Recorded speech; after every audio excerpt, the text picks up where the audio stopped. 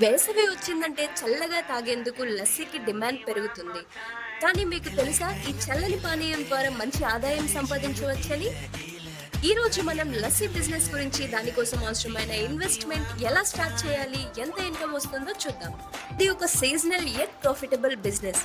మార్కెట్లో ఈజీగా లభించే పదార్థాలతో మీరు చిన్న స్థాయిలో స్టార్ట్ చేయవచ్చు. కొన్ని పాపులర్ లస్సీ వేరియంట్స్ చూద్దాం. Plain lassi, mango lassi, rose lassi and masala lassi, dry fruit lassi. Lassi business start చేయడానికి మీకు కావాల్సింది చాలా సింపుల్. మిక్సీ లేదా హ్యాండ్ బ్లెండర్, మట్టి కప్పులు లేదా ప్లాస్టిక్ కప్పులు, చక్కటి ఫ్రిడ్జ్, టేబుల్ కవర్, బడ్జెట్లో branding board, milk, curd, sugar and flavours. ఇది ఒక లో ఇన్వెస్ట్మెంట్ బిజినెస్. స్టార్ట్ చేయడానికి 10,000 నుండి 15,000 చాలు. మీ లొకాలిటీలో ట్రాఫిక్ ఉన్న చోట చిన్న స్టాల్ పెట్టండి. మీరు డెలివరీ యాప్స్లో కూడా లిస్ట్ అవ్వచ్చు, స్విగ్గీ, జొమాటో లాంటి వాటిలో. డే 1 నుంచి బ్రాండింగ్ మిస్ కాకండి. పేరుతో చిన్న బోర్డ్, హైజీన్తో అట్రాక్ట్ చేయండి.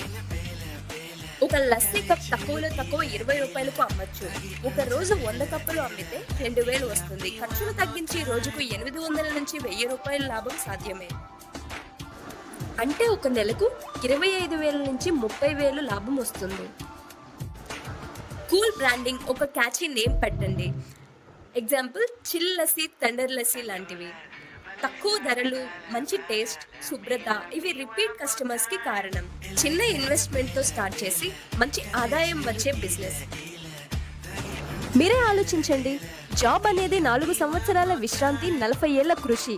బిజినెస్ అనేది 4 సంవత్సరాల కృషి, 40 సంవత్సరాల విశ్రాంతి.